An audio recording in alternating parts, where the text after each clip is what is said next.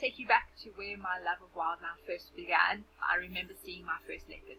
I was a little bit older then, and I just couldn't believe that such a beautiful animal existed, and how we were sort of in the same space as this animal that just was doing its thing, sleeping in a sycamore fig tree. I still remember that as well.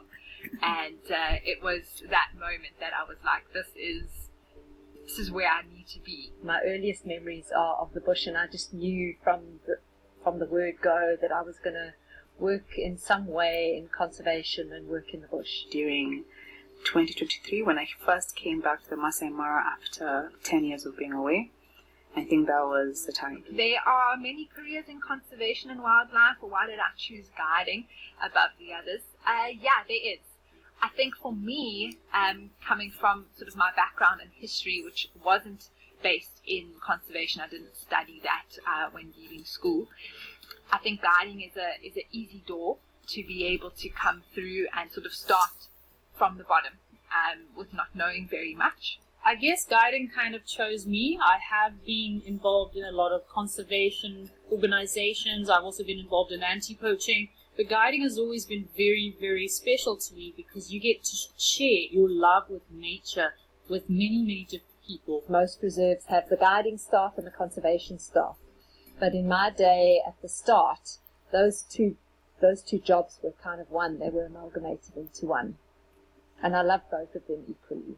I didn't choose the guiding. I think that guiding chose me. I really like talking about the animals and even changing perspective of how we see the animals, because when we change our perspective on how we see them, we get to protect them even more. So guiding and also doing the camera operation part roles for WildEarth, it has helped me to just spread that awareness, share that love for the animals, so we can always feel like we need to protect them because, again, we love them. And I guess it's a role that actually kind of chose me. Guiding does demand a lot. What have I had to sacrifice to build this life in the bush?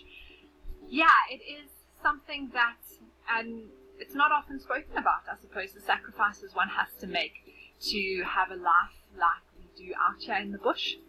And I think living far from home, especially once you are still, I suppose, younger and have your life set up still maybe where you grew up, and so family is far away, and that is, for me, it was a very difficult thing. It's just a journey that's starting out, and I'm looking forward to where this journey will be taking me. So for me, I don't feel like it's a burden at all.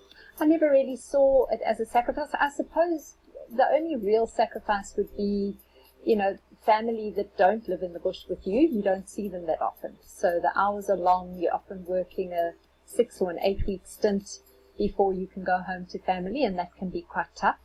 But other than that, I don't see guiding as having to have made many sacrifices.